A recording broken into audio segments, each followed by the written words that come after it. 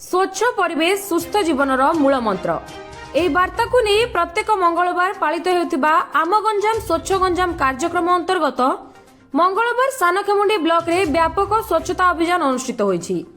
ଗଞ୍ଜାମ ଜିଲ୍ଲା ପ୍ରଶାସନର ଆହ୍ୱାନ କ୍ରମେ ଉପଜିଲ୍ଲାପାଳ ଶ୍ରୀଯୁକ୍ତ ଅବିନାଶ କୁମାର ଏବଂ ଆସିକା ସାଂସଦ ପ୍ରତିନିଧି ଶ୍ରୀଯୁକ୍ତ ବିଜୟ କୁମାର ସ୍ୱାଇଁଙ୍କ ଉପସ୍ଥିତିରେ ଏବଂ ସାନଖେମୁଣ୍ଡି ବ୍ଲକ ପ୍ରଶାସନ ତଥା ଗୋଷ୍ଠୀ ଉନ୍ନୟନ ଅଧିକାରୀ ଶ୍ରୀଯୁକ୍ତ ଜିତେନ୍ଦ୍ର କୁମାର ମିଶ୍ରଙ୍କ ସଂଯୋଜନାରେ ଏହି କାର୍ଯ୍ୟକ୍ରମ ସଫଳତାର ସହ ଆୟୋଜିତ ହୋଇଥିଲା। ଏହି ଅବସରରେ ବିଭିନ୍ନ ସରକାରୀ କାର୍ଯ୍ୟାଳୟ ଡେଙ୍ଗା ଉସ୍ତା ତପ୍ତପାଣି ଓ ଆଖପାଖ ଅଞ୍ଚଳରେ ସଫେଇ ଅଭିଯାନ ସହ ଜନସଚେତନତା କାର୍ଯ୍ୟକ୍ରମ ମଧ୍ୟ ଆୟୋଜନ କରାଯାଇଥିଲା। ଗଞ୍ଜାମ ଜିଲ୍ଲା ପ୍ରଶାସନ ତରଫରୁ ଆମ ଗଞ୍ଜାମ ସ୍ୱଚ୍ଛ ଗଞ୍ଜାମ ଇଏ ପ୍ରତି ମଙ୍ଗଳବାର ଦିନ ସମସ୍ତ ଅଞ୍ଚଳରେ ପଞ୍ଚାୟତରେ ଗାଁରେ ଏବଂ ବିଭିନ୍ନ ପ୍ରକାର ଯେଉଁଠି ସ୍ୱଚ୍ଛତାର ଆବଶ୍ୟକ ସେସବୁ ଅଞ୍ଚଳରେ ଏହି କାର୍ଯ୍ୟକ୍ରମ ଚାଲିଛି।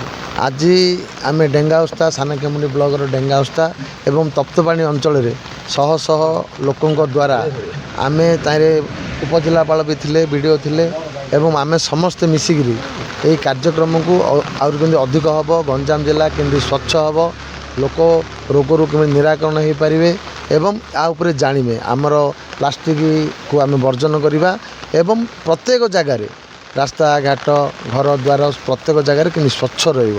ସ୍ୱଚ୍ଛ ରହିଲେ ମଣିଷ ଶାନ୍ତି ପାଇବ ଓ ରୋଗଠୁ ଦୂରେଇ ରହିବ।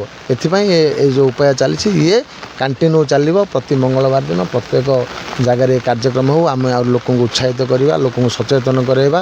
ଏହି କାର୍ଯ୍ୟକ୍ରମକୁ ଜୋରସୋର କରି ଗଞ୍ଜାମକୁ ସମ୍ପୂର୍ଣ୍ଣ ଭାବରେ ସ୍ୱଚ୍ଛ ଗଞ୍ଜାମ କରିବା।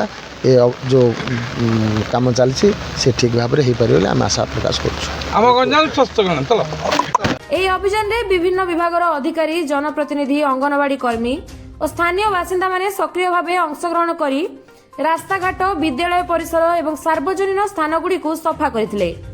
ସେହିପରି ସ୍ୱଚ୍ଛତା ବଜାୟ ରଖିବା, ଏକକ ବ୍ୟବହାରଯୋଗ୍ୟ ପ୍ଲାଷ୍ଟିକର ବ୍ୟବହାର କମାଇବା ଏବଂ ପରିବେଶକୁ ପରିଷ୍କାର ରଖିବା ପାଇଁ ସମସ୍ତଙ୍କୁ ଶପଥ ପାଠ ମଧ୍ୟ କରାଯାଇଥିଲା।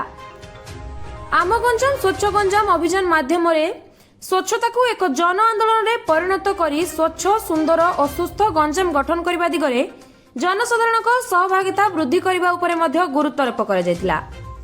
ସାନଖେମୁଣ୍ଡିରୁ ସୁଦର୍ଶନ ଚୌଧୁରୀଙ୍କ ରିପୋର୍ଟ, ଦି ପବ୍ଲିକ ଓଡ଼ିଶା।